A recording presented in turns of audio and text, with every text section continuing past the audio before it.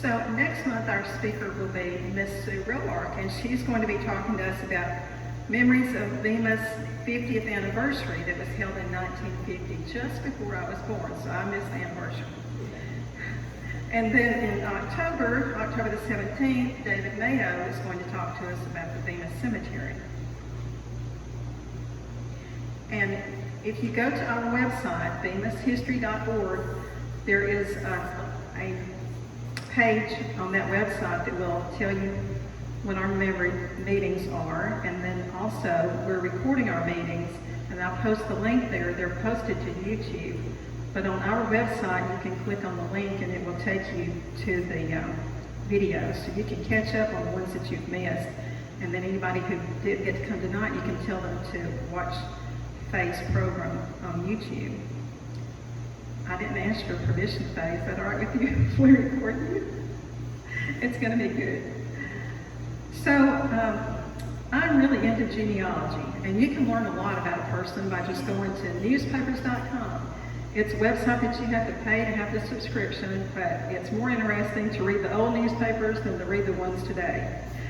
So, Anita talked with Faye at Bemis Day and asked her if she would present a program for us. So we're excited to have her here tonight. So I did a little research on Miss Faye. And so I found that she went to South Side and that she graduated in 1961. She's been married to Joe for 65 years. How many? 65 this month. Wow, wonderful. Happy anniversary. And her father was Clarence Everett Warren, and he was known as Wendy. And her mother was Lois Lavenia Thomas Warren. And her siblings were Doris, Helen, and Wayne. And some of her teammates are here tonight from the South Side basketball team. Would y'all stand or wave your hands? Thank y'all for coming tonight. Faye also worked for Freedom Armament for over 20 years. And we're so glad to have you tonight, Faye. You come on up, and if you want to stand here to talk, or if you want to take the microphone and walk around, whatever is best for you.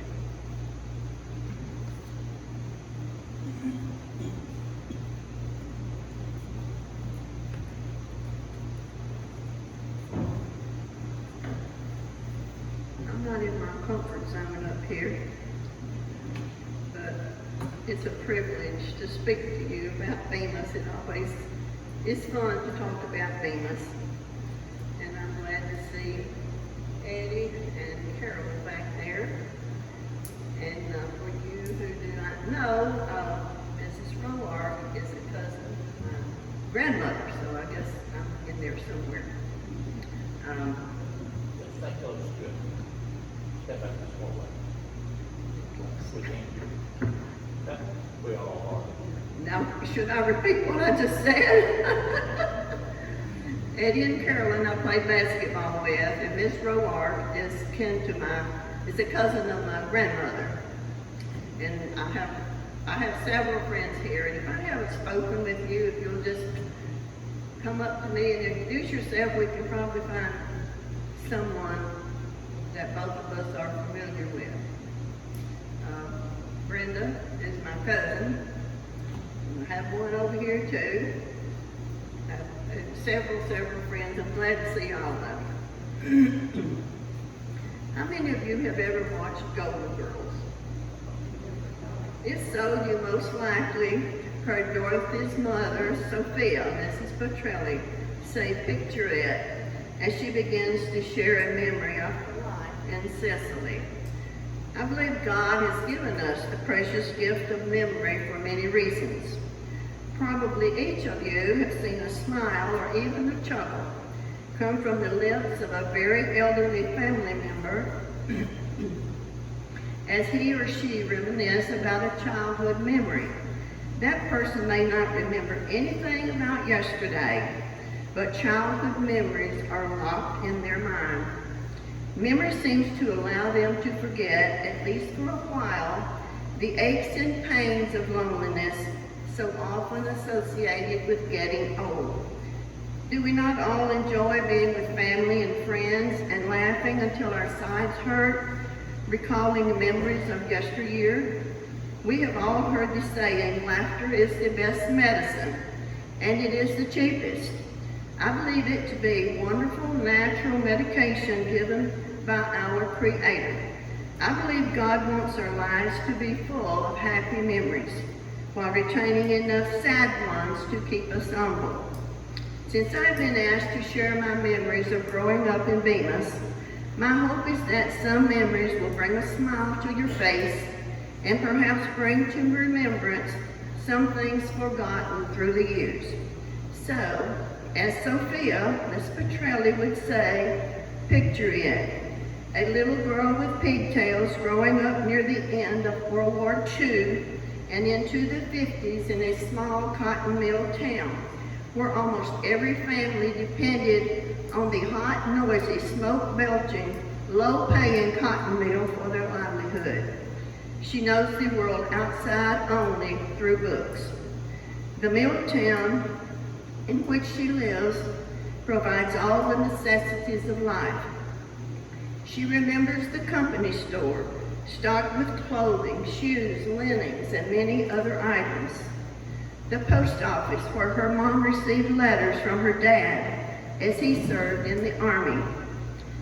The drugstore, where other than purchasing medicine, one could sit on the swivel stools at the soda fountain counter and at the ice cream tables with the little round backs and round seats while enjoying a cherry coke or ice cream. The doctor's office, where an old Southern gentleman, Dr. Smith, could be found when he was not making house calls. The little Bemis girl recalls the old gentleman rushing to her home when the entire family almost died from poisonous coal fumes from the heater that stood in the living room. She remembers watching her sister graduate at the Bemis Theater, and it was here that she enjoyed many movies, including The Greatest Show on Earth. This entertainment usually cost her the 25 cents that was her allowance. She remembers 3 neighborhood grocery stores where one could purchase, among other items, a candy bar for 5 or 10 cents. And school was her favorite place to be. One grade school was located on Butler Street. J.B. Young High School was on D Street. The 2-story brick building on B Street accommodated 1st through 5th. 7th and 8th grades were in a white frame building on Tennessee Street. A brown stucco building in close proximity was the location for the 8th grade. Many afternoons were spent at the Bemis Park, enjoying the clean, safe area and where Stella Duncan could be found at the craft table. Numberless hours were spent at the swimming pool, where Lois Lavenia taught her and dozens of other kids to swim. Upstairs at the YMCA, children enjoyed ping pong, shuffleboard, cards, reading, or just chatting with friends. The gym was located in the same area as the YMCA. It was here that Lois Lavenia taught the Bemis girl to play basketball. Strange as it may sound, the ball court also served as the skating rink, complete with blue light and music that couples enjoyed skating to as they swerved in and out of a large circle. Kids could participate in softball or baseball on the fields behind the YMCA. Again, Lois Lavenia could be found, molding lives of Bemis youth. Who could ask for anything more? Perhaps a phone or TV. Everything was within walking distance, and she did a lot of walking.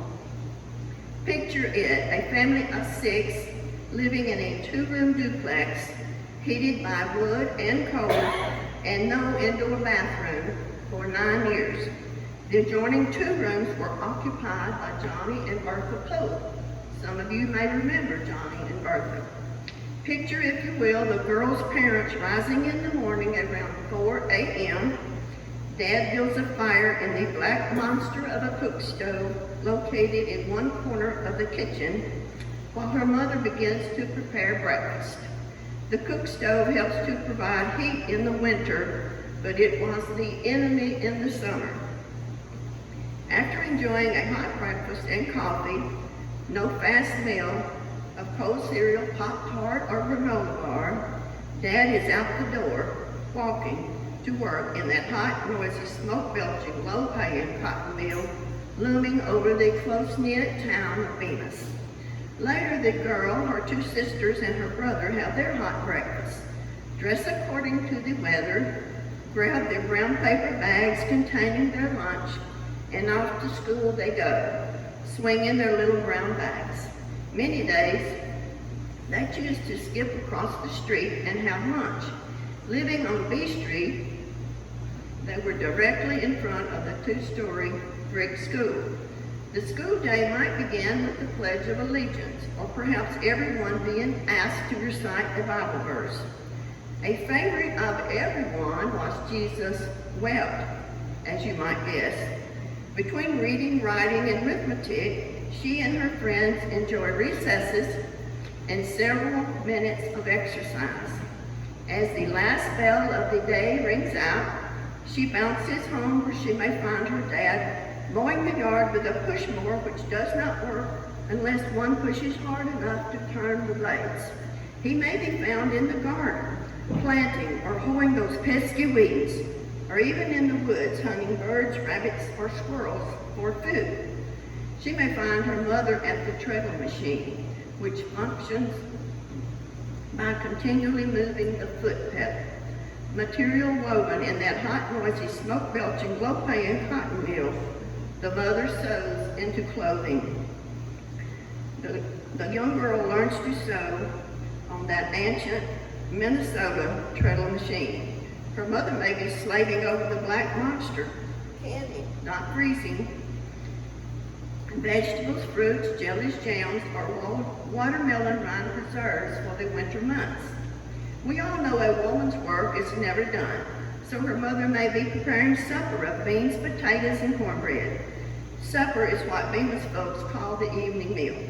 Now that she knows her folks are safe, she grabs a snack, perhaps a peanut butter and cracker, and out the door she goes, barefoot, excited to play.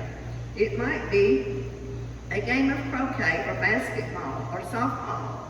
She and her friends enjoy doing homework on the shaded lawn, but always close enough to hear Mother's call. As the sun begins to show its evening colors, a familiar sound from the Methodist church fills the air. It is the ringing of chimes, bringing a beautiful melody, sending a calming effect over the entire Bemis community. For some, it is a signal that supper is on the table. Following supper, children enjoy games of kick the can, hide and seek, truth or consequences, devil in the ditch, by street light. Yes, Bemis did have streetlights. There are occasional marshmallow and wiener roast, with perhaps a game of spin the bottle. You remember that game? Another familiar sound blasts through the town. It is coming from that hot, noisy, smoke-belching, low-paying cotton mill. It almost scared the water out of Grandma the first time she heard it, and may have. It is the 9 o'clock siren which seems to say, it's 9 o'clock and all is well in Bemis. The young children playing under the street lights begin making their way home, but not everyone. There is still time for the older children to make more memories. Stories are always more fun in the dark, especially scary ghost stories. The little girl's friends gather in her parents' living room to listen to her dad tell tales of yesteryear, supposedly true stories. Some are believable, some are not, but true or not, he makes all the characters come alive and never fails to captivate his audience. I think he missed his calling working in that hot, noisy, smoke-belching, low-paying cotton mill. Weekends in this small community, children enjoy, among other activities, riding bikes, riding in wagons, and skating. The little girl has to share a boy's bike with her brother, but she doesn't mind because she is a tomboy. At times her sisters allow her to ride the bike they share. She loves strapping on her metal skates and racing against the wind. A leather strap holds the skates around the ankles, and metal toe slides adjust tightly with the key. If the key cannot be found, the wire pliers always work. Biking or skating through the streets of Bemis, where huge oak trees line the trimmed sidewalks and manicured lawns, and blooms are popping from crepe myrtles at every turn, in quaint, freshly painted white houses are delivering tempting bacon smells through screen doors. This little girl feels that all is right with the world. She recalls the weekend all the family, including some aunts and cousins, decided to take a trip to Shiloh, a one-day vacation. The day begins with Mom packing a picnic lunch, then comes the task of fitting all these people in one car. Do you realize twice as many people can ride in a car if everyone has a person on the left? In Shiloh Park, we view the tall, impressive statues of famous men. Some are on horseback. We stroll through the cemetery with its small white crosses above graves of fallen soldiers. Over and over, the story is told of the bloody pond, so named as many soldiers had spilled blood from wounds or death in that pond.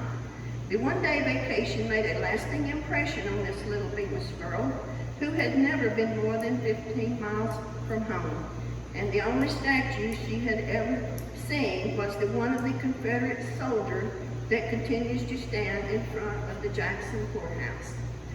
Her story would not be complete without mentioning more about Grandma. Grandmothers usually play a very influential role in a child's life. Grandma was no exception. She enjoyed her trips to Bemis, and the family looked forward to her visits.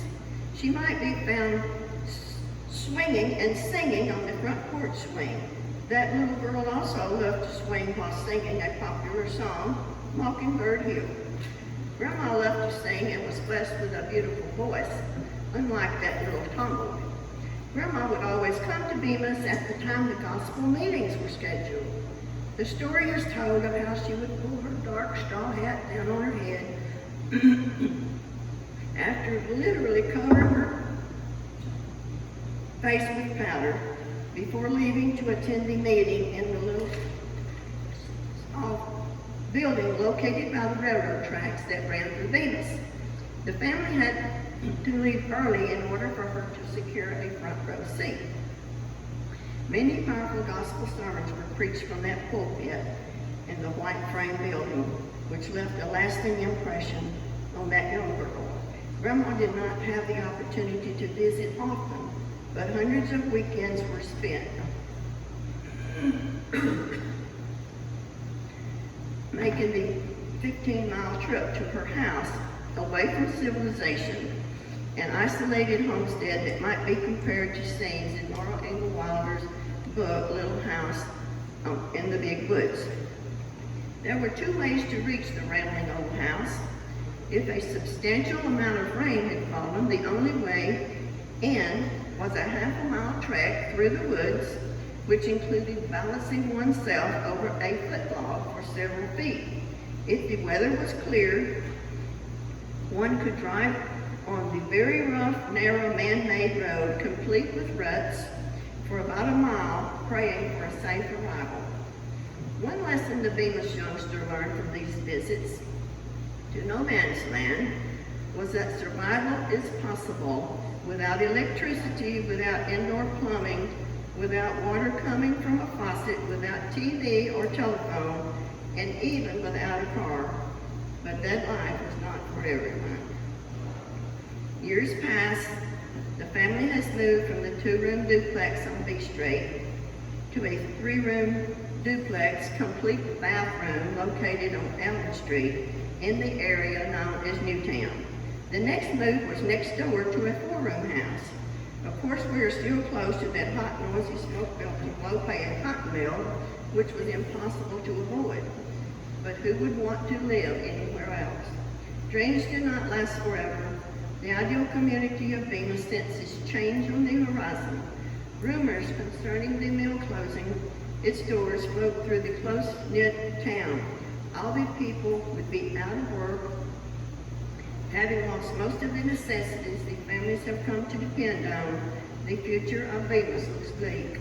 The rumors are true. Residents are allowed to purchase the houses if they choose to do so. The girl's parents buy the 4-room house at 7 Ellen Street, and she remembers the welcome mat was always out and believes more people came through that door than any other door in Bemis. All the children are now gone from home with children of their own, but that 4-room house continues to beckon them back almost every day, as it does the grandkids. The family continues to make memories and to recall old ones. Her dad retired but still enjoys life and company and a good belly laugh. Her mom, now in her 90s, continues to cook meals for the family and is never idle. It has been said she had the cleanest yard in Bemis, that she could catch a fallen stick before it hit the ground. What memories, what precious memories. Although the company store, drugstore, old Dr. Smith's office, the YMCA, the neighborhood grocery stores, schools, garden spots, basketball court, skating rink, softball fields, weekly movies, and the swimming pool where that little girl learned to swim are no more. They still exist in her mind as precious memories. Although she no longer sees children riding in wagons or on bikes or skating on neatly trimmed sidewalks in front of quaint, freshly painted white houses, or kids walking to school swinging brown lunch bags, she still recalls the memories. Although the schools are torn down, where the flag was proudly saluted and where children were encouraged to love the Word of God, she still remembers. Although her grandmother no longer visits or occupies that front row in worship, and her dad and mom have also passed from this life, she remembers they loved a good sermon, good company, and took care of their family. Although the sound of chimes no longer brings solace to the Bemis community, and the 9 o'clock whistle has whistled its last tune, and the cotton mill is no longer that hot, noisy, smoke-belching, low-paying mill, her memory, even at age 80, allows her to retreat the days of yesteryear, and they remain a significant part of the woman she has become. Whenever folks ask, "Where are you from?" she proudly answers, "Bemis, Tennessee."